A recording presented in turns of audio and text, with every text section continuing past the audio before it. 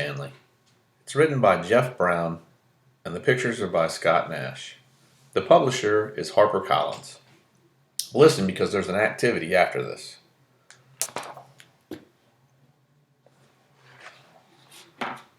Flat Stanley.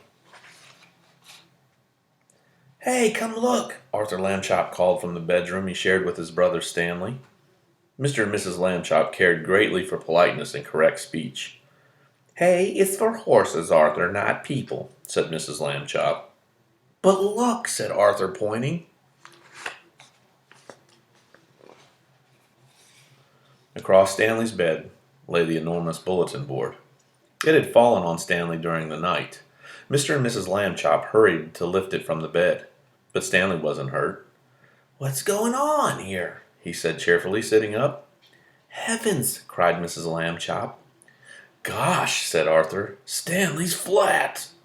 Has a pancake, said Mr. Lambchop. Darndest thing I've ever seen. Mrs. Lambchop sighed and said, Let's all have breakfast, and then we'll hear what Dr. Dan has to say. In his office, Dr. Dan examined Stanley. How do you feel? He asked. I felt sort of tickly after I got up, Stanley said. But I feel fine now. Well, that's mostly how it is with these cases, said Dr. Dan. The nurses took Stanley's measurements. He was 4 feet tall, about a foot wide, and half an inch thick.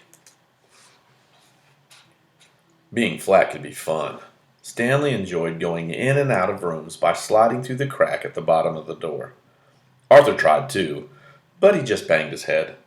Being flat could be exciting. During the holidays, Stanley was invited to visit his friend Thomas in California. Mr. Lambchop brought home an enormous brown paper envelope and said, Stanley, try this on for size. The envelope fit Stanley perfectly, and the next morning his parents slid him into it, along with an egg salad sandwich, and mailed him from the box on the corner. Stanley had a fine time in California. Thomas's family returned him in a beautiful white envelope they had made themselves. They marked it airmail and wrote valuable and this end up on both sides. In the park one Sunday afternoon, Stanley and Arthur watched some boys flying big kites. Someday, Arthur said, I would like to have a big kite. You can fly me, Arthur, Stanley said. Come on. He gave Arthur a spool of string and attached the string to himself. Then he ran across the grass to catch the wind. Up, up, up, went Stanley. Arthur let out all the string, and Stanley soared high above the trees. Everyone stood still to watch.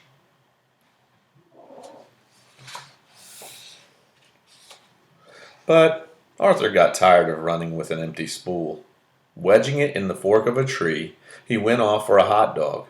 He didn't notice when Stanley became tangled in the branches of the tree. Half an hour passed before Arthur heard Stanley's shouts and climbed up to set him free.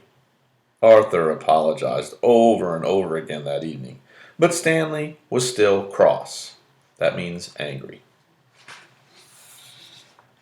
The next morning, Mr. Lambchop and Stanley met their neighbor, Mr. O.J. Dart, director of the famous Museum of Art. Mr. Dart looked worried. Another valuable painting was stolen from the famous museum last night, he told Stanley and his father. The police suspect a gang of sneak thieves. They work at night by sneakery, which makes them very difficult to catch. Stanley had an idea. He explained it to Mr. Dart. Excellent, said Mr. Dart. We'll try out your plan tonight. The next evening, in the main hall of the museum, Mr. Dart showed Stanley the most expensive painting in the world. Next to it was an empty picture frame. And now, Stanley, said Mr. Dart, it's time for your disguise. Stanley showed Mr. Dart the disguise he had brought. This is a really good one. My cowboy hat and a red bandana. I'm sorry, Mr. Dart said, but we don't have cowboy pictures here. You must wear the disguise I have chosen. Stanley could hardly speak when he saw Mr. Dart's disguise. I'll look like a girl, he protested, but Stanley was a good sport, so he put it on. In the main hall, Stanley climbed into the empty picture frame and stood very still. "Very nice," said Mr. Dart, and he went off to arrange the rest of their plan. Now Stanley was alone. The hall was very dark, but enough moonlight came through the windows for him to see the world's most expensive painting. "Maybe the sneak thieves won't come," he thought. Then, creak. A glow of yellow light shone suddenly in the center of the hall. A trap door had opened in the floor. The sneak thieves, carrying lanterns, came up into the hall. The thieves took the world's most expensive painting off the wall. "This is it, Max," said the first thief, whose name was Luther. "In all this great city, there's no one to suspect us." Then Luther saw Stanley in his frame. "I thought sheep girls were supposed to smile, Max," he said. "This one looks scared." Stanley managed a tiny smile. She's not smiling. Or she is smiling, sort of," Max said. "And what a pretty little thing she is, too." That made Stanley furious. In his loudest voice, he shouted, "Police! Mr. Dart! The sneak thieves are here!" "Max," Luther whispered, "I think I heard the sheep girl yell." "Oh boy, yelling pictures? We both need a rest," Max whispered back. "You'll get a rest all right," shouted Mr. Dart, rushing in with lots of policemen. "You'll get arrested, that's what." The sneak thieves were quickly handcuffed and led away to jail. The next morning, Stanley Lambchop got a medal from the chief of police. The day after that, his picture was in all of the newspapers. For a while, Stanley was famous. People would point him out and whisper, "Over there, Agnes, Stanley Lambchop, the one who caught the museum robbers," and things like that. But then people began to make fun of him. "Hi, Super Skinny," they would call him. Late one night, Arthur woke up to the sound of Stanley crying. "What's wrong?" he said. Stanley sighed. "I want to be a regular shape again, like the other people. It's not fair." "You're brave," Arthur said. "You really are." And then Arthur had an idea. He turned on the light and ran to the big toy box in the corner.